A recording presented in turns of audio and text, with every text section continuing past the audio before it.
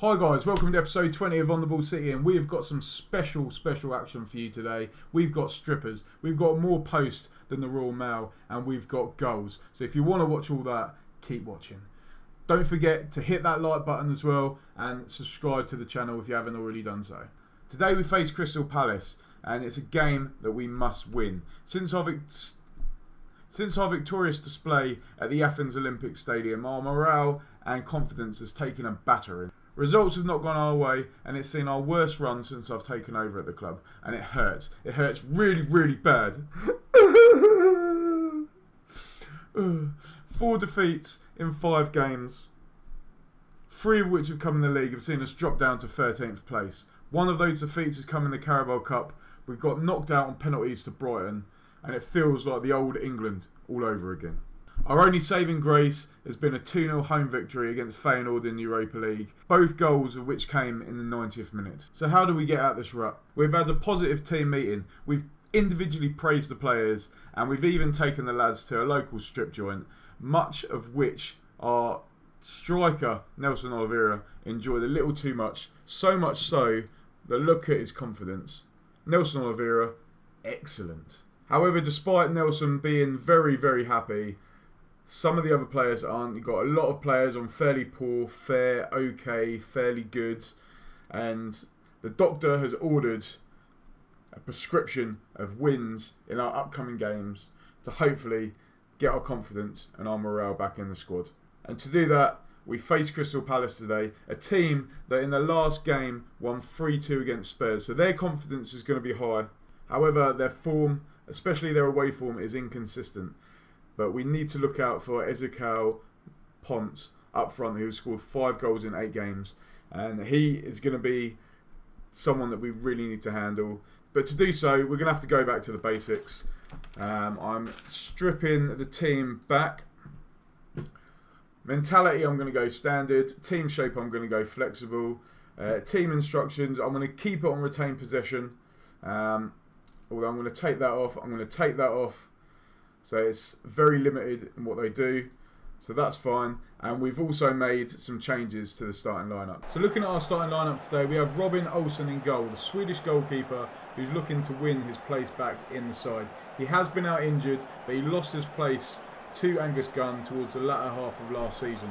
But he is looking for a solid display in his first appearance. In defence, we see Latombo and Closer come in for Pinto and Denaya. Midfield sees some changes as well.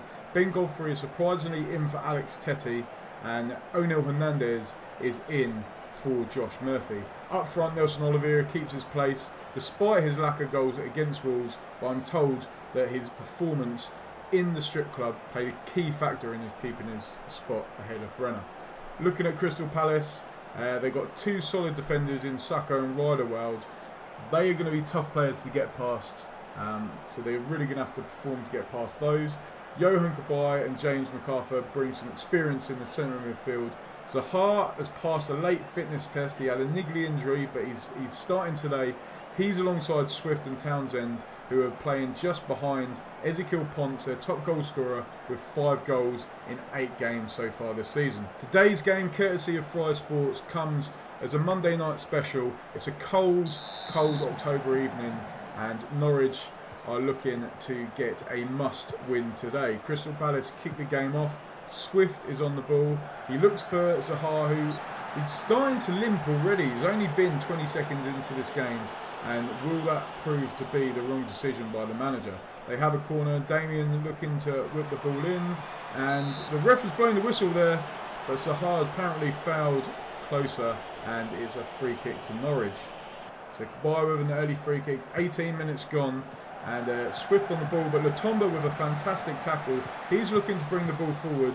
He looks for Nelson Oliveira, who's running down the right-hand wing, but no one is in the box yet. Santos is running to get there, but the ball is poor. If he played it further back, maybe to the D, might have had a chance, but it was wasted. Hernandez now has the ball, looks for Santos, and his volley has just skimmed the post, and Norwich going close there. Latombo have a throw on. Madison on the ball. He looks for Leitner. He's given the ball away to Zaha, and Ponce now on the attack for Crystal Palace. He's got pace. He looks for Swift, but he He passes it behind Townsend. It was a poor ball. Husband with a good tackle, but Crystal Palace still have it. Husband again tackles Townsend, and now Norwich attack themselves. Nuno Santos down this left-hand side. He whips the ball in, and MacArthur with a good clearance there. Damon hits it long, but closer. Picks up the ball. He hits it long. Looking for Santos. He's found him. He whips it in, but it's headed clear. Leitner on the volley. Hernandez! What a finish! 2 volleys there. 1, the assist by Leitner, and 2, the finish by Hernandez. And Norwich take that all-important lead 20 minutes into this game, and they really, really need it. Their form has been poor lately. Their morale has dropped, and this will surely help increase confidence. We know Norwich can do it. We've seen it last season, but they need to be more consistent this season. Norwich now have a corner. Santos whips it in, but it's headed clear. Hernandez again picks up the ball. He's looking for Santos. Can he get it in the box? He does, but it's headed clear. Lotomba wins the ball back again, looking for Leitner. He finds Madison, but he's lost the ball, and Crystal Palace now on the counter-attack. Again, Zaha, despite a limp, is bringing the ball forward to Ponce. He finds Townsend, and Olsen will not be beaten today. He wants that number 1 jersey, and he won't let anything in that easily. It's headed clear, and Santos now on the ball. He hits it long for Madison, but he's overhit it, and the ball runs off for a Crystal Palace throw. It's now half-time, the whistle is gone, and Norwich take that all-important 1-0 lead, although a slender one, into the dressing room at half-time, where I have been told that to help with the morale issue in the club, the manager has ordered a strippogram. I'll see you later. I'm just going to the dressing room. Wow, that was awesome. Anyway, like I said, Norwich have dominated this game. They've had 6 shots, 2 on target, 55% possession, and although they can improve in the final third, they have done well so far, and Onel Hernandez has been the key player so far. I'm looking for an improved performance by him in the second half. So Norwich kick off the second half now, and I think Daniel Fryer really, apart from the strippogram, really would have been looking to boost that morale in the squad, really giving them confidence about how well they've played so far. And they have the ball now, but they've lost it again. And like I was saying, the aim is to keep the confidence high. It has dropped down. All last season they had fantastic confidence, but it seemed to take a dip after their poor run. Oliver with a fantastic back pass there, and Madison's brought down Sacco with the foul, and Oliveira steps up to give Norwich a 2-0 lead. Yes, he can! And Norwich lead 2-0 now. Remember, Nelson Oliveira, 4 goals this season. He scored 19 last season. He was his 3rd top goal scorer in the league, and he's looking to finish off where he did in the strip club last night. Husband now on the ball, looking for Madison. He finds Leitner, but he's lost the ball in the edge of the box. He fouls Kabay, but the ref waves play on. Swift looking for a ball over Husband. Husband aiming for the tackle, but he missed him, and Ponce whips the ball in, and the substitute, I'm going to call him Haxa. He's come on for Wilfred Zaha. He couldn't shake off that injury, and he's only been on the pitch for 4 minutes, and he's got a goal back for Crystal Palace. And Norwich need to be careful. Remember, the morale is low. It could easily drop even lower if Crystal Palace manage to find an equaliser here. They need to tighten up. Crystal Palace starting to come in the game. They have a free kick now. It's hit the wall, and also made a fantastic reflex save. Sacco then had 2 great opportunities. He pretty much had an open goal, and he hit the post twice. And now Norwich are hitting on the counter. Hernandez on the right whips the ball in, and the keeper makes a save. And Norwich really could have capitalised there. It was a great counter-attack, but Crystal Palace really are coming back in the game. They've evened the match stats, and Olsen looking for a long kick. Oliveira controls it superbly well. Hernandez on the ball, whips it in. Oliveira's hit the bar, and then he's hit the post. How many more times are gonna happen? The Woodwork has seen more action today than Oliveira did in that strip club, and they now have a free kick. Santos hits it long. Leitner heads it down. He's now shot against the bar, and Crystal Palace survive again. Husband lets the ball go out for a throw, and when will we get another goal? 5 minutes left. Damien with a throw on for Crystal Palace. Swift on the ball. Looks for Cherno, but he's tackled by Husband superbly, who unleashes another counter-attack. Oliveira on the ball. Hits it long, looking for Hernandez. It's a fantastic through ball by him to Madison, who tucks it into the bottom corner. And Norwich lead 3-1. Don't know why I'm celebrating because I should be neutral here, but I've always had a soft spot for Norwich. Fernandes with a great pass. Maddison really capitalising on an exquisite counter-attack there by Norwich. And surely that is the end of the game. Norwich had the ball again. Leitner looking to playing Godfrey. He's found Santos. He plays it back to Godfrey. He finds an overlapping Husband. It's a great ball and he whips it into... Oh, there's hit the bar again! And then he hit the post after it hit the goalkeeper. How many more times are we going to see this? We could have had so many goals in this game. But Crystal Palace now looking for another one that's over the top by Kabaya, and Ponce is offside.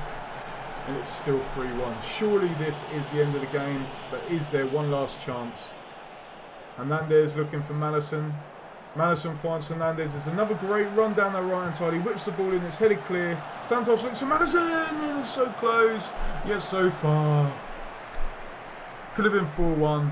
But 3-1 is still a fantastic victory. The whistle is surely going to go soon. Husband wins the ball back. Santos on the ball now looking for Maddison. He's lost the ball. He wins it back, but the whistle is now gone. And Norwich have won 3-1. It's a fantastic result. BBC Sport really did think Crystal Palace were going to win this game. But Norwich have surprised them. They've surprised us. They've got that all-important win. And that surely is going to breed some more confidence in the squad. They dominated the game. 14 shots. 53% possession. Crystal Palace did look like they were going to come back into it, but Norwich started to take control of the game again and got that third goal, which killed it.